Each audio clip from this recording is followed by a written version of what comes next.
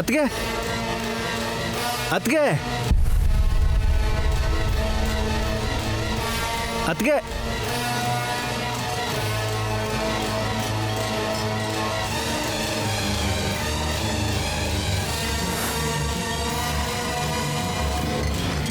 ಅಣ್ಣ ಅಣ್ಣ, ಇಲ್ಲೇ ಹತ್ರದಲ್ಲೇ ಒಂದು ಆಂಜನೇಯನ ದೇವಸ್ಥಾನ ಇರ್ಬೇಕಲ್ವಾ?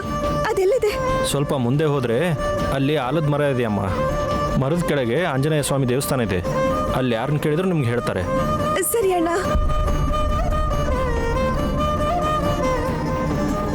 ಅತ್ಗೆ ಅತ್ಗೆ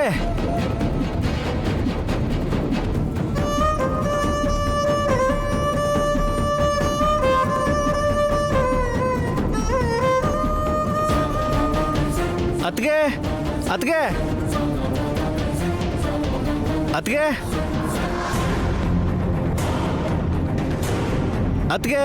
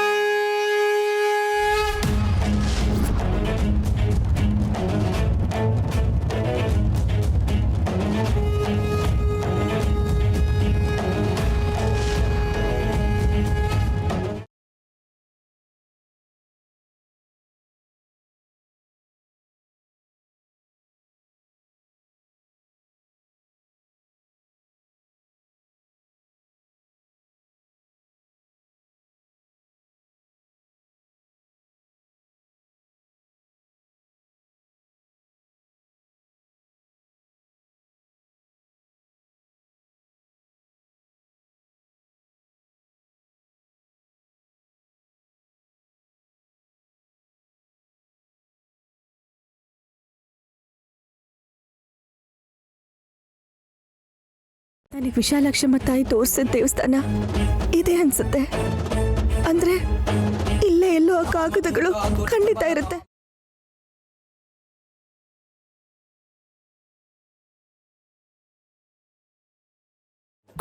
ವಿಶ್ ವಿಶಾಲ್ ವಿಶ್ ಬೇಗ ಕರ್ಕೊಂಬನ್ನಿ. ವಿಶಾಲ್ ವಿಶಾಲ್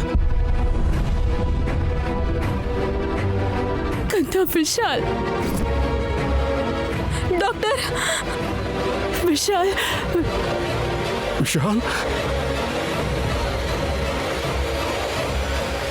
ಡಾಕ್ಟರ್ ವಿಶಾಲ್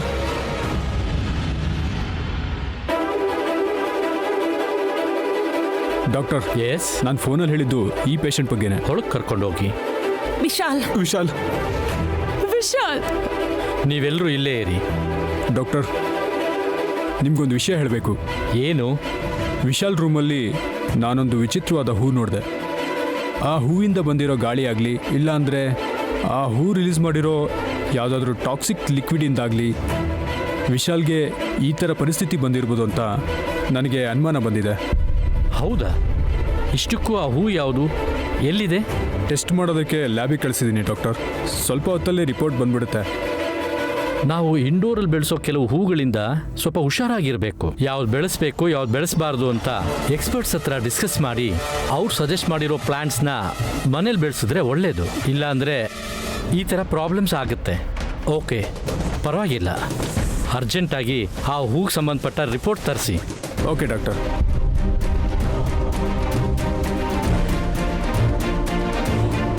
ಕೇಳಿಸ್ಕೊಂಡ್ಯಾ ಡಾಕ್ಟರ್ ಏನೇ ಹೇಳಿದ್ರು ಅಂತ?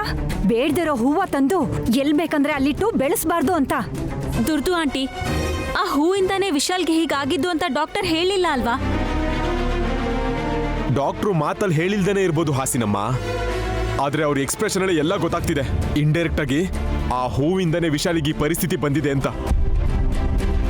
ಯಾರನ್ನ ಎಲ್ಲಿಡ್ಬೇಕು ಅಲ್ಲೇ ಇಡ್ಬೇಕು. ಇಂಥವ್ರನ್ನೆಲ್ಲ ಯಾವಾಗ್ಲೂ ಕಾಲ್ ಕೆಳಗೆ ಇಡ್ಬೇಕು. ನೆತ್ತಿ ಮೇಲೆ ಹೊತ್ಕೊಂಡು ತಿರ್ಗಾಡಿದ್ರೆ ಇದೇ ತರ ಆಗೋದು. ತಿಲೋತ್ತಮ, ನಿಜ ಏನು ಅಂತ ತಿಳ್ಕೊಳ್ಳದೆ ಅನವಶ್ಯಕವಾಗಿ ಇನ್ನೊಬ್ಬರ ಬಗ್ಗೆ ಬಾಯಿಗೆ ಬಂದ ಹಾಗೆ ಮಾತಾಡೋದು ಸರಿಯಲ್ಲ. ಏನೋ ಇಷ್ಟೆಲ್ಲ ಆದ್ರೂ ಪಾವಂಗೆ ಬುದ್ಧಿ ಬಂದಿಲ್ಲ. ಪರಶು, ನೀನ್ ಸುಮ್ಮನೆ ಇರ್ತೀಯಾ? ಆ, ಇವಾಗ ಅನ್ಬೇಕಾಗಿರೋದು ಅಣ್ಣನಲ್ಲ, ಆ ನೈನಿನ.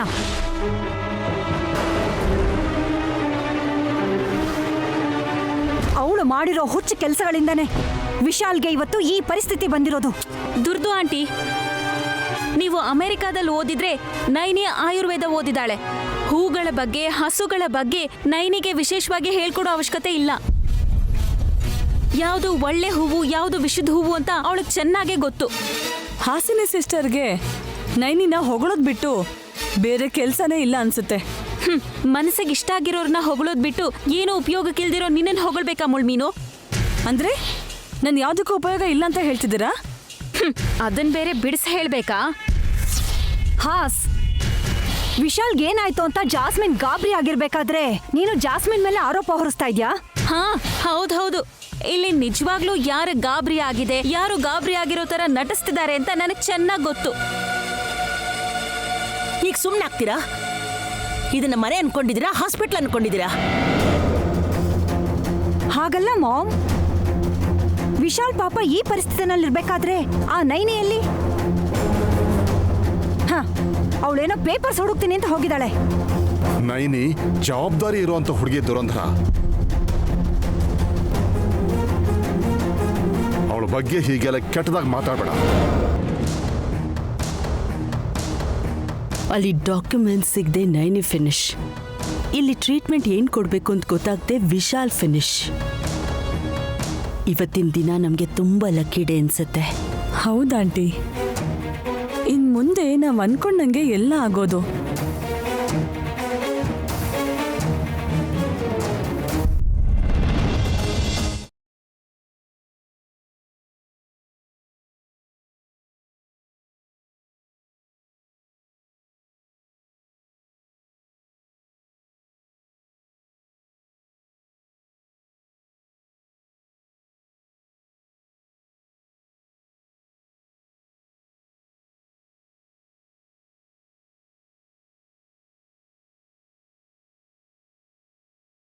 ನಿಂತ್ಕೋ ಪುಟ್ಟ, ನಿಂತ್ಕೋ.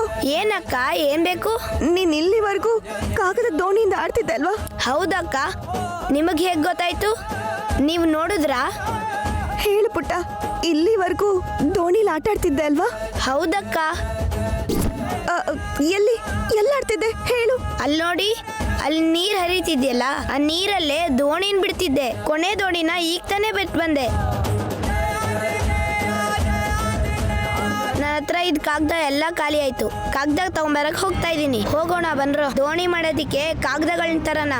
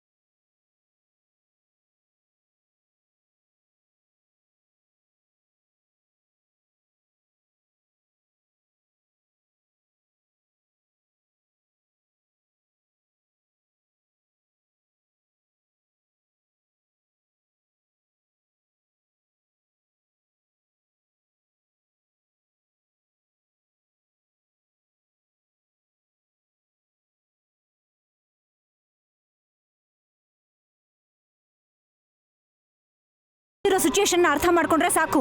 ಧುರಂಧರ, ಸ್ವಲ್ಪ ಸುಮ್ಮನಿರ್ತೀಯಾ? ನಿಮಗೆ ಮನೆ ಹಾಸ್ಪಿಟಲ್ ವ್ಯತ್ಯಾಸನೇ ಗೊತ್ತಿಲ್ವಾ? ಎಲ್ಲಂದ್ರಲ್ಲಿ ಜಗಳ ಆಡ್ತೀರಾ? ಡಾಕ್ಟರ್, ಇಷ್ಟಕ್ಕೂ ಈ ರಿಪೋರ್ಟಲ್ಲಿ ಏನಿದೆ? ಆ ಹೂವಿಂದನೇ ವಿಶಾಲ್ಗೆ ಈ ರೀತಿ ತೊಂದರೆ ಆಗಿರ್ಬೋದಾ? ದೇವ್ರೆ, ಆ ಹೂವಿಂದ ವಿಶಾಲ್ಗೆ ಏನು ಆಗಿರ್ಬಾರ್ದಪ್ಪ. ಯಾಕಿನ್ನು ಯೋಚಿಸ್ತಿದ್ದಾನೆ? ಆ ಹೂವಿಂದನೇ ವಿಶಾಲಿಗೆ ಈ ಥರ ಆಗಿದೆ ಅಂತ ಯಾಕಿನ್ನೂ ಹೇಳ್ತಿಲ್ಲ? ಹೇಳಿದ್ರೆ ನೈನಿಕತೆನೂ ಮುಗಿಯುತ್ತೆ. ಏನಕ್ಕ ಈ ಡಾಕ್ಟ್ರು ಎಕ್ಸಾಮಿಗೆ ಪ್ರಿಪೇರ್ ಆಗೋ ಥರ ಈ ರಿಪೋರ್ಟ್ನ ಓದ್ತಾ ಇದ್ದಾರೆ? ಆ ಹೂವಿಂದ ಪ್ರಾಣ ಹೋಗುತ್ತೇನೋ, ಮಾತು ನಿಂತು ಹೋಗುತ್ತೇನೋ, ಏನಾದರೂ ಒಂದು ಹೇಳ್ಬೋದಲ್ಲ? ನೀನು ಸುಮ್ಮನಿರೋ. ನಾವು ಕೇಳಬೇಕಾಗಿರೋ ಗುಡ್ ನ್ಯೂಸ್ಗೆ ಸ್ವಲ್ಪ ವೆಯ್ಟ್ ಮಾಡು. ಏನಾಗಿದೆ ಡಾಕ್ಟ್ರೇ? ಈ ರಿಪೋರ್ಟ್ಸಲ್ಲಿ ಗಾಬರಿ ಆಗುವಂಥದ್ದೇನು ಇಲ್ಲಮ್ಮ.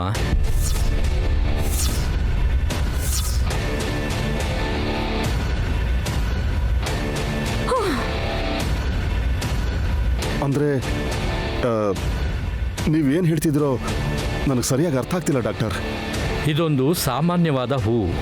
ಇದರಿಂದ ಮನುಷ್ಯರಾಗಲಿ, ಪ್ರಾಣಿಯಾಗಲಿ, ಪಕ್ಷಿ ಆಗಲಿ ಯಾರಿಗೂ ಏನೂ ಹಾನಿ ಆಗಲ್ಲ. ಈ ಥರ ಹೂ ಇಟ್ಕೊಂಡು ನೀವ್ಯಾಕೋ ಗಾಬರಿ ಆಗಿದ್ದೀರಾ ಅನ್ಸುತ್ತೆ.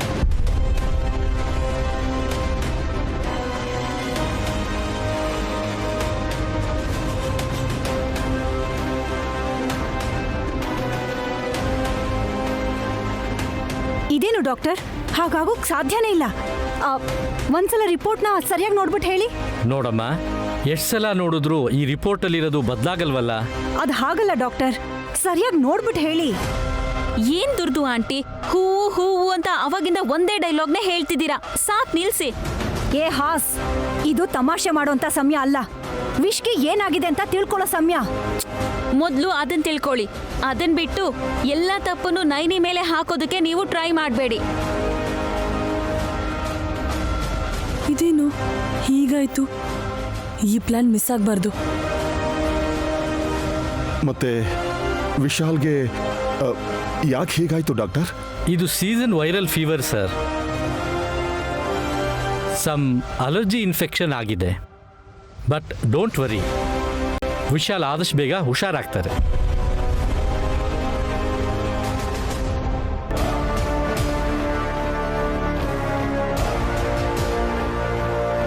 ಡಾಕ್ಟರ್, ನನ್ನ ಜೊತೆ ಬನ್ನಿ. Okay doctor.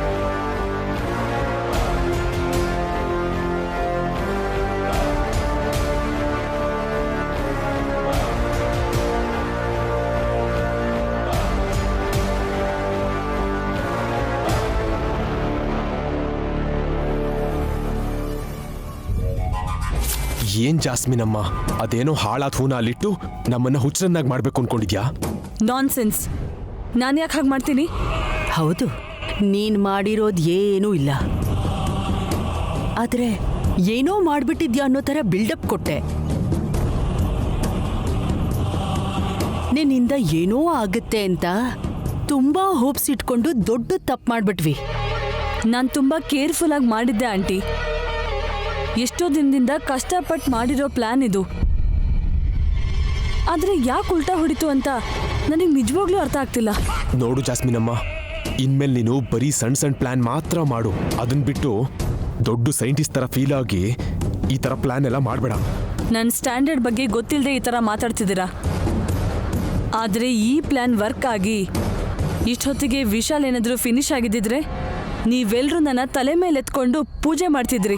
ಜಾಸ್ಮಿನ್, ನಿನ್ನಷ್ಟಕ್ಕೆ ನೀನೇ ತುಂಬ ಗ್ರೇಟ್ ಅನ್ಕೋಬೇಡ. ಏನಾದರೂ ಮಾಡಿದ ಮೇಲೆ ಆಗ ಮಾತಾಡಬೇಕು. ನೋಡಿ ಆಂಟಿ, ಆ ಹೂವಿಗೆ ಇವತ್ತು ಕೂಡ ನಾನು ನೀರು ಸ್ಪ್ರೇ ಮಾಡಿದ್ದೆ. ದಿನ ನಾನು ಅದನ್ನು ಹುಷಾರಾಗಿ ಬೆಳೆಸ್ತಿದ್ದೆ. ವಿಶಾಲಿಗೋಸ್ಕರನೇ ಅಂತ ಆ ಹೂನ ಅವನ ರೂಮಲ್ಲಿಟ್ಟಿದ್ದೆ. ಇಷ್ಟು ಕಷ್ಟಪಟ್ಟು ಪ್ಲ್ಯಾನ್ ಮಾಡಿದ್ರೆ ನೀವು ಸೀರಿಯಸ್ ಆಗಿ ತಗೋತಿಲ್ಲ.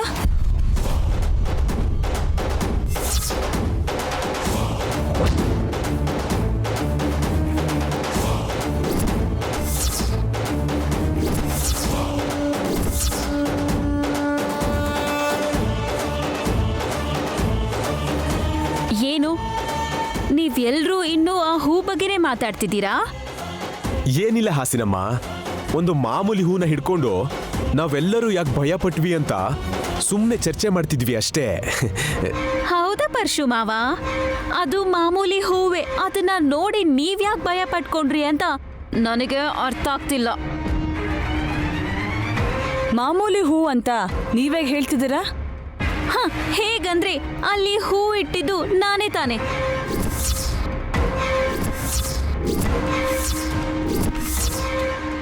ಏನು ಆ ಹೂನ ಅಲ್ಲಿಟ್ಟಿದ್ದು ನೀನಾ? ಹೌದು ಅತ್ತೆ, ನಿಜವಾಗ್ಲೂ ವಿಶಾಲ್ ರೂಮಲ್ಲಿ ಬೇರೆ ಯಾವುದೋ ಹೂವು ಇತ್ತು. ಒಂದ್ಸಲ ನನ್ನ ಕೈ ತಾಗಿ ಆ ಹೂವಿನ ಪಾಟ್ ಬಿದ್ದು ಒಡೆದು ಹೋಯ್ತು. ವಿಶಾಲ್ ಎಲ್ಲಿ ಬೇಜಾರು ಮಾಡ್ಕೊಳ್ತಾನೇನೋ ಅಂತ ಅಂಥದ್ದೇ ಹೂವಿನ ಪಾಟನ್ನ ತಗೊಂಡು ಬಂದು ಅಲ್ಲಿಟ್ಟೆ.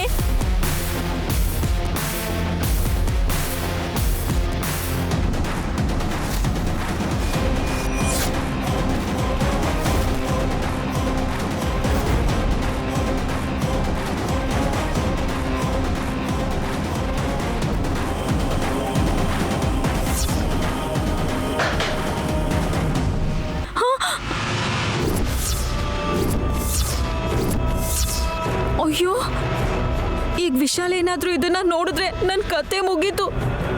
ಏನ್ ಮಾಡ್ಲಿ?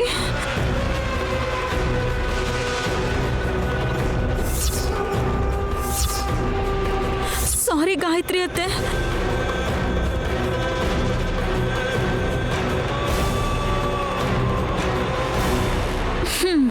ಗಾಯತ್ರಿ ಅತ್ತೆ, ಈ ವಿಷಯನ ವಿಶಾಲಕ್ಕೆ ಹೇಳ್ಬೇಡಿ. ಬಾಯ್.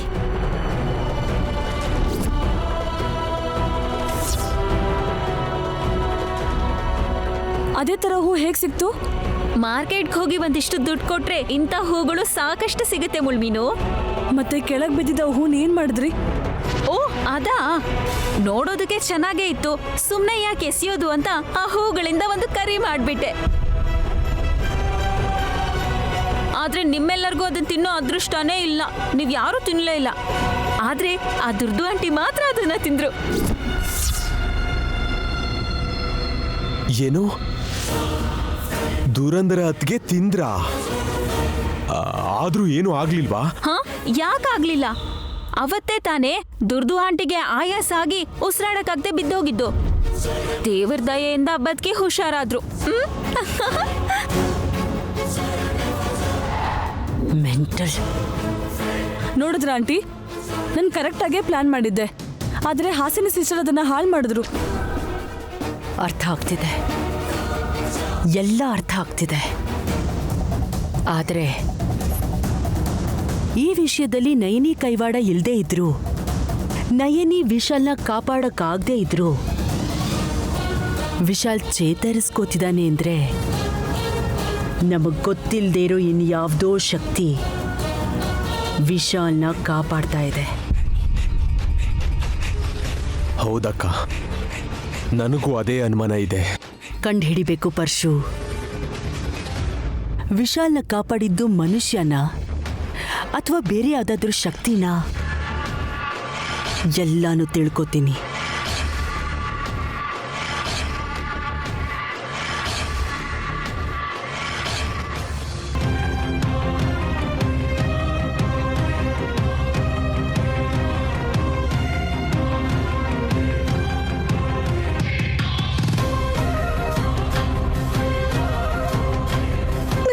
ಭಯ ಆಗ್ತಿದೆ ವಿಕ್ರಾಂತ್. ಆಸ್ಪತ್ರೆಗೆ ಸೇರಿಸೋ ಪರಿಸ್ಥಿತಿ ಬಂದಿದೆ ಅಂದ್ರೆ ಯಜಮಾನ್ರು ಹೇಗಿದ್ದಾರೋ ಏನೋ. ನೀವೇನು ಭಯ ಪಡಬೇಡಿ ಅದಕ್ಕೆ. ಇದು ತುಂಬ ಒಳ್ಳೆ ಹಾಸ್ಪಿಟಲ್, ಒಳ್ಳೆ ಡಾಕ್ಟರ್ಸ್ ಇದ್ದಾರೆ. ಅಣ್ಣಂಗೆ ಏನೂ ಆಗದಿರೋ ಥರ ನೋಡ್ಕೋತಾರೆ. ದಯವಿಟ್ಟು ಗಾಬರಿ ಆಗ್ಬಿಡಿ.